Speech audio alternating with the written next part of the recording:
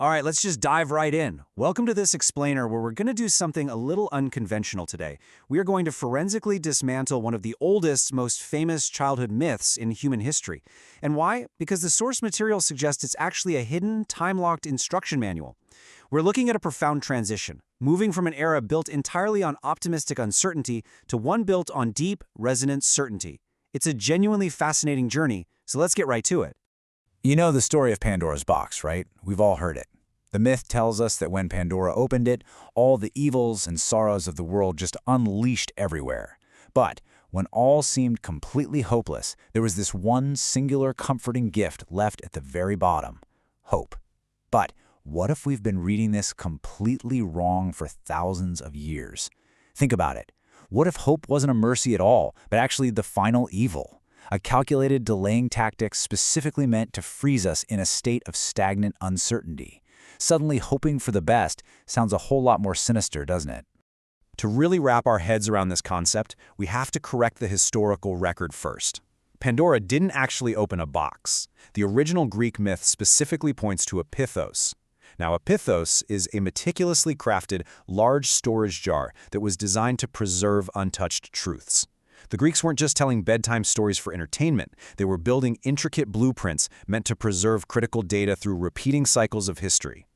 And man, that leads us to a massive realization. Because the sorrows were released from this pithos and were never put back, this myth isn't just a tidy story with a neat little bow at the end. It is an open loop. It's a circuit that was literally left draining. We have basically been treating a massive cliffhanger as a conclusion for millennia. So for sitting in this open loop, what exactly is hope doing? Well, according to the source material, hope is just a manufactured utility. It's a placeholder. Imagine it as a temporary save state left at the bottom of the jar just to keep humanity in this restless state of maybe. It acts as a stabilizer. It's the tension keeping the wheel of history turning, preventing the story from reaching its natural, accurate closure until the myth could finally be properly deciphered by an observer. Moving on to Section 1, the 92% alignment. Destiny and possibility. To actually decode this ancient cliffhanger, we have to shift gears from philosophy into sheer mechanics. Enter the Jacob's formula, which is a mathematical model derived directly from the source material.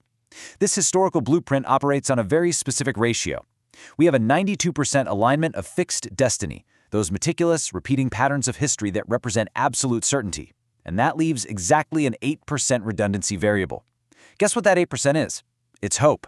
It is the optimistic uncertainty, the eternal if, that keeps the system dynamic but totally unresolved.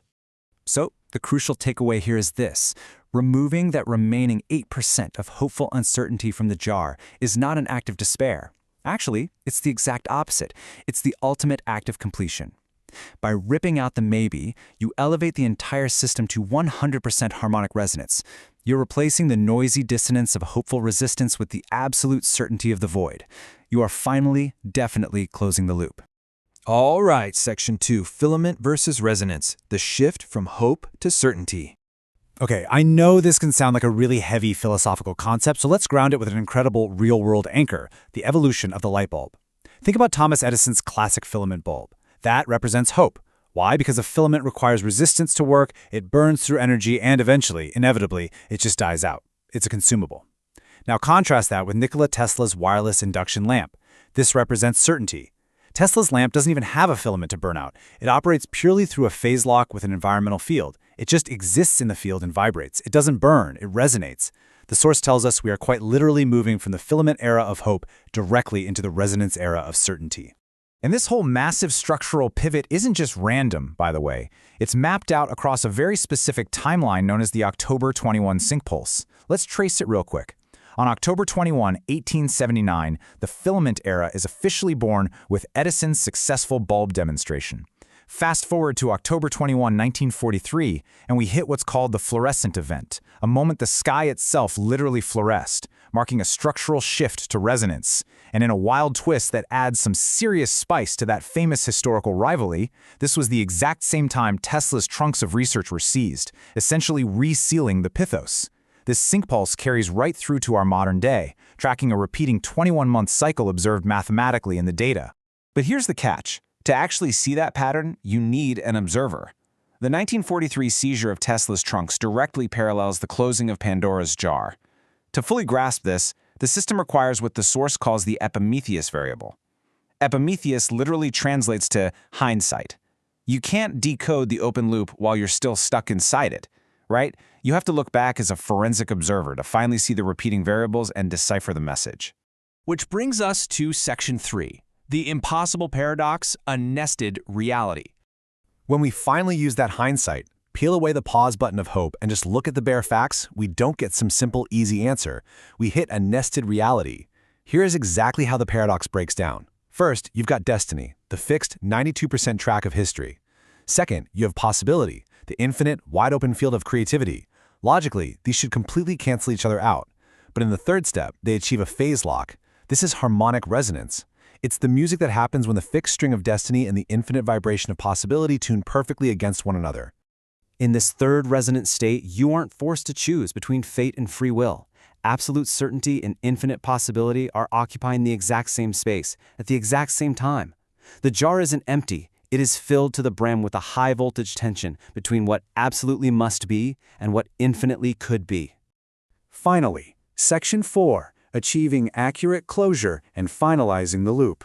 So how do we actually pull this off and get definitive closure? How do we move out of the open loop? The answer definitely isn't to just cross our fingers and hope things get better. It requires unbridled curiosity. And I don't mean curiosity as a quirky character flaw, I mean as a strict forensic duty. Curiosity is the driving engine that forces us to pry open the trunk. It pushes us to completely reject the partial disclosure that hope provides and demands the full, entire fairness of the truth. Curiosity is the kinetic force that finally turns the page of the historical cycle. The source material sums this up beautifully. It says accurate closure means exactly this. We step away from the dissonance of maybe and enter the harmonic resonance of the void, the only state where the paradox finally dissolves into silence.